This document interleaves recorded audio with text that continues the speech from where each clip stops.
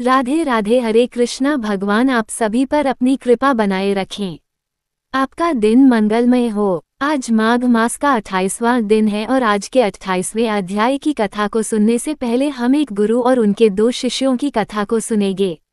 प्राचीन भारत में गुरु शिष्य परंपरा का अत्यधिक महत्व था। गुरु की उपासना और शिष्य के संघर्षों के बीच जो संबंध बनता है वही जीवन के सत्य की ओर मार्गदर्शन करता है। इस कहानी में हम एक गुरु और उनके 2 शिष्यों की कथा प्रस्तुत कर रहे हैं जो भगवान के बड़े भक्त थे, लेकिन उनकी आपस में कभी भी अच्छी नहीं बनती थी।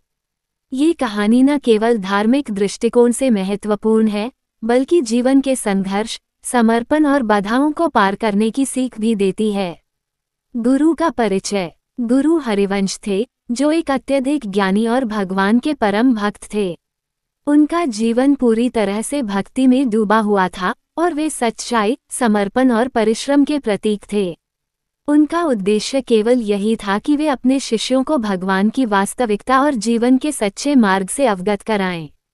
हरिवंश जी के पास अनगिनत शिष्य थे, लेकिन जिन 2 शिष्यों की कहानी हम यहाँ प्रस्तुत करेंगे वे थे रामकृष्ण और शंकर। गुरु हरिवंश का दिल बहुत बड़ा था और वे जानते थे कि भक्ति का रास्ता हर व्यक्ति के लिए अलग होता है। किसी को शांति में भक्ति करनी होती है तो किसी को कठिन तपस्या करनी होती है। उनके लिए यह मायने नहीं रखता था कि शिष्य किस प्रकार से भक्ति करता है, बल्कि यह मायने रखता था कि शिष्य का हृदय भगवान के प्रति सच्चा और समर्पित है। रामकृष्ण और शंकर का परिचय। रामकृष्ण और शंकर दोनों ही बचपन से ही भगवान के प्रति गहरी भक्ति रखते थे।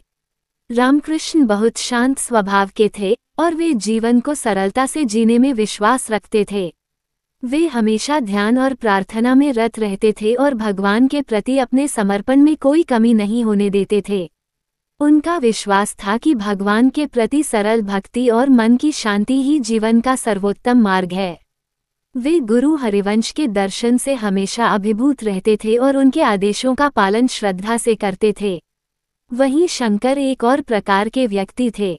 वे भक्ति के साथ साथ कार्यों में भी विश्वास रखते थे। वे अपने गुरु के मार्गदर्शन में तीव्र तपस्या और कठिन साधना करते थे। वे मानते थे कि भक्ति केवल मन से नहीं, बल्कि शरीर और कर्म से भी होनी चाहिए। शंकर का ध्यान हमेशा भगवान के रूपों और उनके कार्यों पर केंद्रित रहता था। वह शिष्य की निष्ठा और श्रद्धा के साथ साथ उसकी कर्मनिष्ठा पर भी जोर देते थे। गुरु के पास दोनों शिष्य। गुरु हरिवंश को दोनों शिष्यों की विशेषताएं अच्छी तरह से समझ में आती थीं। उन्होंने कभी भी रामकृष्ण की सरलता या शंकर की कर्मठता को नकारा नहीं किया, बल्कि दोनों की अपनी अपनी राहों का सम्मान किया। गुरु का मानना था कि भक्ति की कोई एक विधि नहीं होती। एक शिष्य का मार्ग सरलता से भरा हो सकता है तो दूसरे का मार्ग कठिन साधना और तपस्या से। गुरु हमेशा दोनों को ये सिखाते थे कि भक्ति किसी विशेष रूप या विधि तक सीमित नहीं होती, बल्कि यह प्रत्येक व्यक्ति की आंतरिक भावना और समर्पण से संबंधित होती है।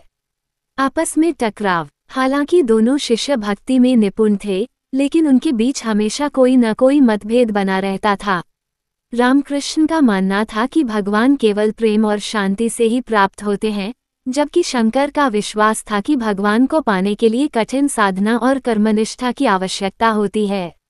रामकृष्ण का कहना था, भगवान का प्रेम हर व्यक्ति के दिल में होता है, हमें केवल अपनी आत्मा को शुद्ध करना है और उसी प्रेम का अनुभव करना है। शंकर ने उत्तर दिया, प्रेम से अधिक जरूरी है जीवन के हर पहलू में भगवान की उपस्थिति का अनुभव करना। यदि हम अपने कर्मों से भगवान को प्रसन्न नहीं कर सकते तो प्रेम कोई मायने नहीं रखता। यहाँ से दोनों के बीच का टकराव बढ़ता गया। रामकृष्ण को शंकर का कर्मकांडी दृष्टिकोण बहुत कठोर लगता था, जबकि शंकर को रामकृष्ण का सरल और निष्कलंक भक्ति मार्ग एक प्रकार से आलसी प्रतीत होता था। दोनों के बीच नोक झोंक होती रहती थी, लेकिन गुरु हरिवंश ने कभी भी दोनों को अलग अलग नहीं किया। वे जानते थे कि दोनों के भीतर भगवान के प्रति सच्ची श्रद्धा है, बस उनके दृष्टिकोण अलग थे। गुरु की शिक्षा। गुरु हरिवंश ने एक दिन दोनों शिष्यों को एक साथ बुलाया और उनसे कहा, मेरे प्यारे शिष्यों, तुम दोनों एक ही लक्ष्य की ओर जा रहे हो, लेकिन तुम्हारी राहें अलग हैं। रामकृष्ण, तुम्हारी भक्ति सरल और निस्वार्थ है, लेकिन तुम्हें ये समझना होगा कि संसार में कर्म भी भगवान के प्रति भक्ति का एक रूप है। शंकर, तुम्हारी साधना कठोर है, लेकिन तुम्हें ये समझना होगा कि भगवान केवल कर्मों से नहीं, बल्कि प्रेम और आत्म संयम से भी प्राप्त होते हैं। फिर गुरु ने दोनों को एक साधारण सा कार्य सौंपा। उन्होंने उन्हें एक बगीचे में काम करने के लिए कहा, लेकिन शर्त ये थी कि वे दोनों एक दूसरे से कुछ नहीं कहेंगे। वे केवल बगीचे का ध्यान रखते हुए काम करेंगे और भगवान की उपासना में लगे रहेंगे। गुरु का उद्देश्य ये था कि दोनों शिष्य एक दूसरे के दृष्टिकोण को बिना किसी विवाद के समझें और एक साथ काम करने की सामूहिक भावना को अपनाएं। बगीचे की साधना। दोनों शिष्य बगीचे में काम करने गए। रामकृष्ण धीरे धीरे बगीचे में फूलों और पौधों की देखभाल करने लगे। उनका ध्यान पूरी तरह से भगवान के प्रेम और सौंदर्य में खो गया। वे भगवान के गुणों की भक्ति में व्यस्त थे और अपने काम को शांति और प्रेम के साथ करते थे।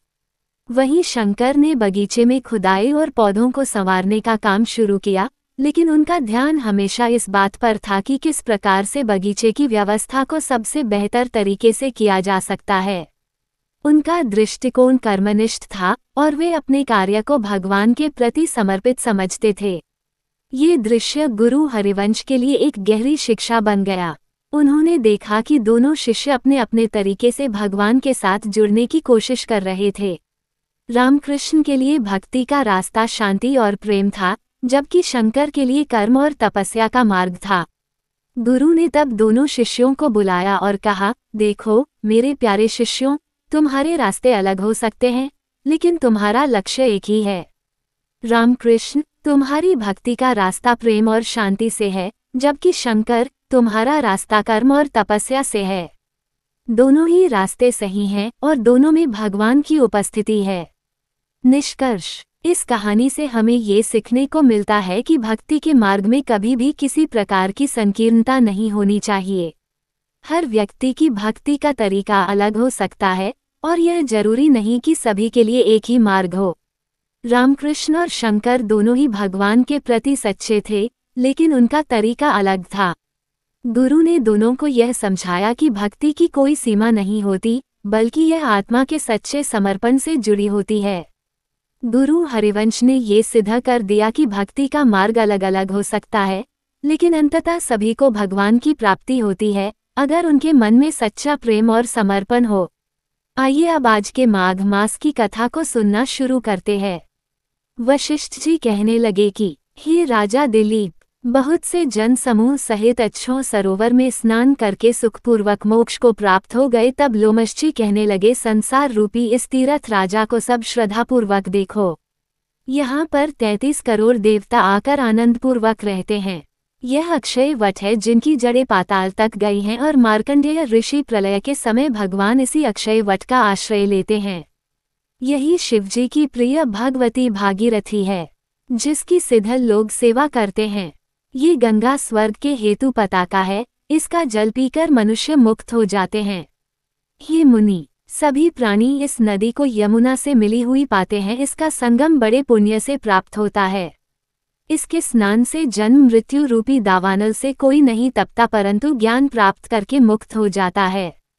यहाँ पर स्नान करने से सभी प्राणी बिना ज्ञान के भी मुक्त हो जाते हैं। इसलिए ब्रह्मा जी ने यहाँ यज्ञ करने की इच्छा की थी। इसी संगम में भगवान विष्णु ने स्त्री प्राप्ति की इच्छा से स्नान करके लक्ष्मी जी को प्राप्त किया। यहाँ पर त्रिशूलधारी शिवजी ने त्रिपुर दैत्य को मारा था और प्राचीन काल में उर्वशी स्वर्ग से गिरी थी तथा स्वर्ग पाने की इच्छा से यहाँ पर ही उसके स्नान करने से नहुष-कुल के राजा ययाति ने वंशधर पुत्र प्राप्त किया। यहाँ पर इंद्र ने प्राचीन काल में धन की इच्छा से स्नान किया था और माया से कुबेर के सब धन को प्राप्त किया था। प्राचीन काल में नारायण तथा नर ने हजारों वर्ष तक प्रयाग में निराहार रहकर उत्तम धर्म किया था। यहाँ से जैगाश्वय सन्यासी ने महादेव जी जैसी शक्ति वाले से विजय पाई थी तथा अनिमा आदि योग के अति दुर्लभ प्राप्त किए थे। इसी क्षेत्र में तपस्या करके श्री भारद्वाज सप्त ऋषियों में सम्मिलित हुए। जिन्होंने भी यहाँ स्नान किया सबको स्वर्ग की प्राप्ति हुई। इसलिए हमारे विचार से तुम त्रिवेणी में स्नान करो। इस स्नान से पहले किए हुए तुम्हारे सब पाप नष्ट हो जाएंगे और संपूर्ण वैभवों को प्राप्त हो जाओगे।